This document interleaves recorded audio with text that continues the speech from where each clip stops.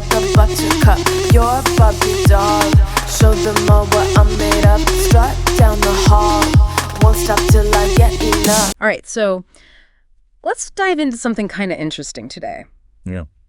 You probably already know about Elon Musk and Tesla, but this deep dive is about like a surprising twist. Some Tesla owner, the same people who were once like totally into Musk and his whole electric car thing. Yeah. They're starting to kind of turn against him. Oh. And it all seems to have like really blown up after his very vocal support for Trump in the 2024 election. Yeah, that was a big deal for a lot of people. I mean, we're not just talking about like a casual endorsement here. Right. He was out there actively campaigning for Trump. Going to rallies and all that. Yeah, the whole 9 yards. So today we're going to try to like figure out why this backlash is happening. Okay. How Tesla owners are, actually showing their discontent. Interesting. And what this whole thing might mean for the future of Tesla. Okay, I'm ready. Get this. We're talking about like anti-Musk stickers popping up on Teslas. Oh, wow. People even thinking about selling their cars. And then there's the whole irony of this, like, super pro-electric car CEO now being all chummy with a president who... Well, who hasn't exactly been a champion for EVs. Let's just say that. You got that right. So it's pretty wild, right? It really is. It's a pretty big shift. Yeah. For a lot of liberals especially, Musk used to be considered like a hero. I mean, he was all about tackling climate change, and he made Tesla a huge success. All right. And his companies, they just felt innovative, almost rebellious, Yeah, totally. And I think people really connected with that. That makes sense. But then things started to change. Yeah, it feels like it happened kind of gradually, but then all at once. Exactly. And that's where things get interesting. Okay, so walk me through this. So you have Musk getting closer and closer with Donald Trump. Okay, but, I mean, they're both, like, big business guys, right? Sure, but it goes beyond a polite handshake. Okay. I mean, we're talking about Musk leading the Department of Government Efficiency in Trump's administration. Whoa, wait, really? Yep. And then there's the whole actively campaigning thing, showing up at rallies. Wow, that's next level. And what's really fascinating is how all of this was happening at the same time. He's becoming this, like, huge presence on X. Oh, yeah. I mean, he's always been on Twitter. Right, but after he bought it and renamed it X, it felt like his tone changed. Interesting. He started promoting a lot of far-right conspiracy theories. Oh, right. Like that weird stuff about... They're really criticizing what he calls the woke mind virus. I've heard him use that term a lot, but what does it even mean? Basically, it's a way of dismissing progressive social justice movements. Oh. And this whole combination, the Trump stuff, the X stuff, it really alienated a lot of his former supporters. Yeah, I can see that. I mean, it's a pretty stark contrast to the image a lot of people had of him. Definitely. And one of the Tesla owners we read about, Mika Houston, she put it pretty bluntly. What did she say?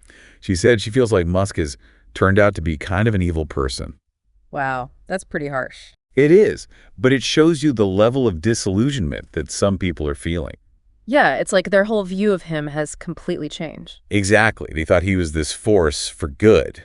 And now they're having trouble, reconciling that image with his actions. Right. It's almost like they feel betrayed in a way. Yeah. And that dissonance has led some of them to find, creative ways to express their discontent. So they still love their Teslas, but they're not so crazy about the guy behind them anymore. Yeah, and that's where the anti-Musk stickers come in, right? Exactly. It's like they're everywhere these days. It's pretty amazing, actually. Remember Matt Hiller from those articles you sent me? Oh, yeah, the sticker guy. Yeah, he started selling these stickers online last year, and his business has absolutely exploded, especially after the election. I bet there's definitely a market for that right now. Oh, totally. Apparently, he's even had to start using part of his house for storage. Wow, that's a lot of stickers. It's crazy.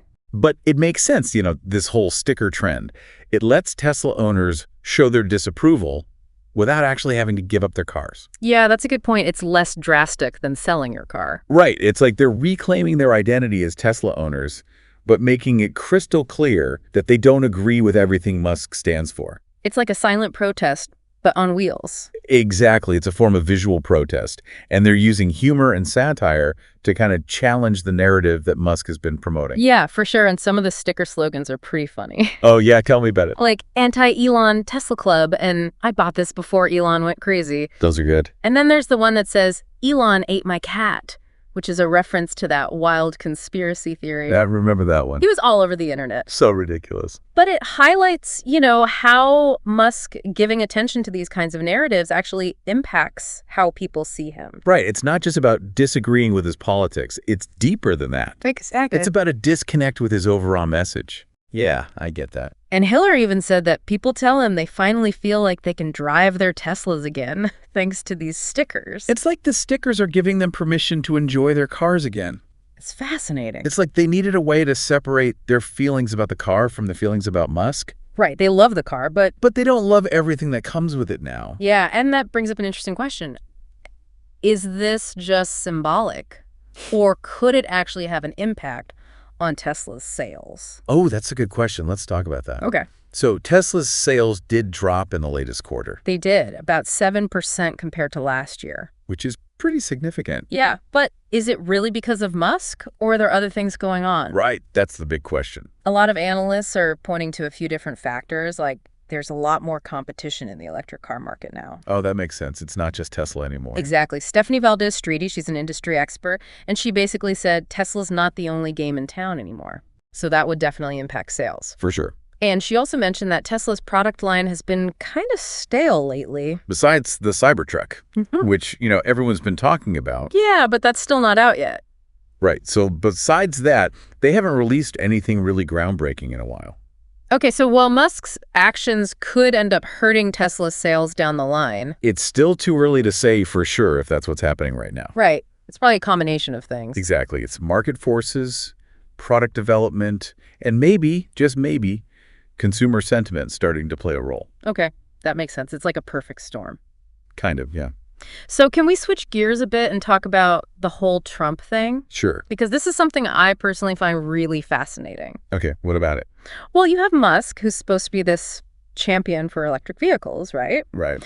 And now he's openly supporting a president who historically hasn't exactly been a fan of EVs. Yeah, the irony is pretty hard to miss. It's more than ironic. It's like, what is happening? I mean, remember when Trump called the move to electric cars lunacy? Oh, yeah, he really said that. And that supporters of EVs should rot in hell. Oh, man, that was rough. It's a pretty stark contrast to Musk's whole thing about transitioning the world to sustainable energy, right? Yeah, it just doesn't add up.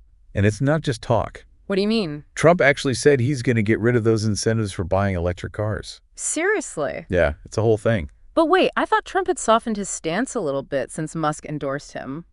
It's true he has toned it down a bit, but his plan to get rid of that big tax credit for new EV buyers is still in place. Ugh. Okay, so even with a slightly less aggressive stance, this whole Musk-Trump alliance still seems... That's strange. Yeah, strange. It's like they're on opposite sides of everything. Right. So how can this possibly be good for Tesla in the long run? It's hard to say. Is this partnership even sustainable? It really is a perplexing situation. It's like, on one hand, you have Musk with his vision for a sustainable future, all powered by electric vehicles. And then on the other hand, you have a president whose policies could actually work against that vision. It's like they're working against each other. In a way, yeah, it'll be interesting to see how all of this tension plays out. It really will. And it makes you wonder what it all means for Tesla's future. Definitely. Will this backlash against Musk just keep getting bigger and bigger? It's possible. And will it eventually hurt their sales? We'll have to wait and see. And how will Trump's policies ultimately impact the company? Those are all big questions. That's a lot to think about. It is. This whole situation really shows how complicated the relationship can be between a company's image, what the CEO does, and whether people stay loyal to the brand. Yeah, it's like all these things are tied together. Absolutely. It shows you how much personal branding, corporate image, and what consumers think are all connected these days. That's a really good point. It's all intertwined. Okay, so let's think about what all of this means for our listeners out there. Okay, yeah, let's do that. So this whole Musk and Tesla thing, it brings up a big question for consumers in general. Okay, I'm listening. In a time when CEOs are like in the public eye more and more, yeah, how much does their personal brand actually matter to you? It's a really good question, and it feels like something more and more people are thinking about. Right. We're seeing it with Tesla now. We saw it with some clothing companies during the last election. Yeah. The lines between personal values and the brands you support are definitely getting blurrier. Totally. It used to be you'd pick a product based on like its features, Right. Or the price. the quality, The practical stuff. but now it feels like the CEO's personality and their political opinions are almost part of the package. It's true. And it's not even about agreeing with everything a CEO says or does. Not at all. It's more like, do their actions fit with your own values? Yeah. If a CEO is like really supporting something you think is wrong, does that change how you feel about the company? It's a tough one, right? Yeah. You have to balance the good things about a product Right. with the ethics of supporting the company that makes it. It's a real dilemma. There's no easy answer. Okay, so let's say you're really passionate about climate change, Oh, but then the CEO of your favorite clothing brand starts donating a ton of money to politicians who deny climate change. ow. All of a sudden, wearing that brand doesn't feel so good anymore. Yeah, you start to question it. You might not want to support them even if you love their clothes.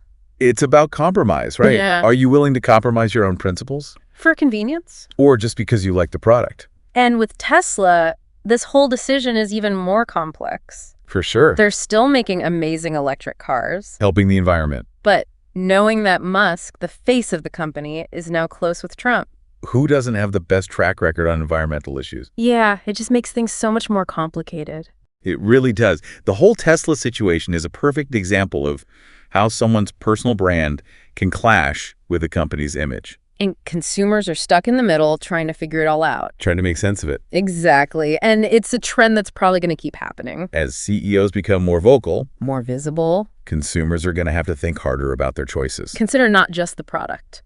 But the values Yeah. of the people behind it. Yeah. And that actually reminds me of something we read. Ah. I think it was in one of the articles about Matt Hiller. The sticker guy. Yeah, he was talking about how Tesla owners using his stickers felt like they were taking back their cars, separating their love for the product. From their feelings about Musk. Yeah, it's like similar ideas happening here. Wanting to align your purchases with your values. Exactly. Recognizing that you have influence as a consumer. And this isn't just about buying a car or a shirt. Right. It's about supporting a whole set of values. So this brings us to a question for you, the listener. Okay, hit us with it.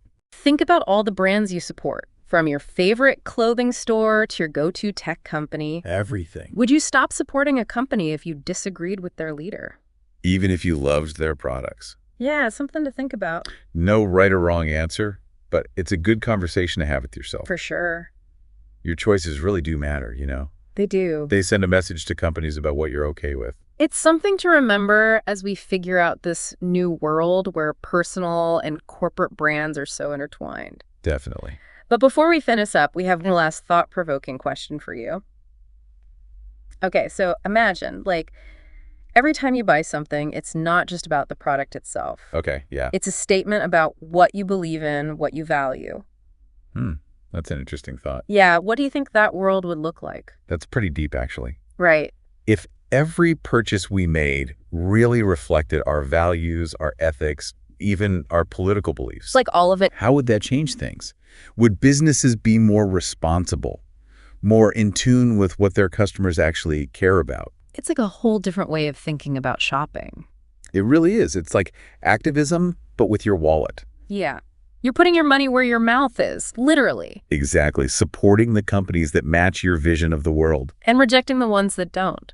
It's powerful stuff. And you know what? This idea of voting with your wallet, It's not just a catchy phrase anymore, it's become a real thing as people realize that their choices have an impact. on society, on But politics. you're still connected. And think about how much ethical consumerism has grown. It's exploded. People are actively searching for brands that are doing things the right way. Sustainable, fair trade, all of that. They're making a conscious decision to support companies that reflect their own values. And it's not just about ethics anymore. Right. It's about political views, too. People are more likely to buy from brands whose leaders share their political beliefs. And less likely to support companies whose CEOs have different views. It's a trend that's gaining momentum. So going back to our original question, About whether a CEO's personal brand matters. it seems like the answer is increasingly yes. It's a huge shift for businesses. I can't ignore it. CEOs aren't just these invisible figures anymore. It's like everything they do, everything they say. Online, offline, it all becomes part of the company's image. And like we saw with Tesla, Yeah. that image can have real-world consequences. From those sticker campaigns to changes in sales. Maybe even long-term damage to the brand. It's all possible. So as we wrap up this deep dive, Okay. we want to leave you with one final thought. I'm ready. Next time you're shopping, think about more than just the product itself. Yeah. Think about the values, the actions of the company. The people behind it. Your choices have power. That's the takeaway. Use them wisely. That's all for today. Thanks for listening. Sound the alarm. I'm coming up. We'll have a ball. I'm sweet like a buttercup. You're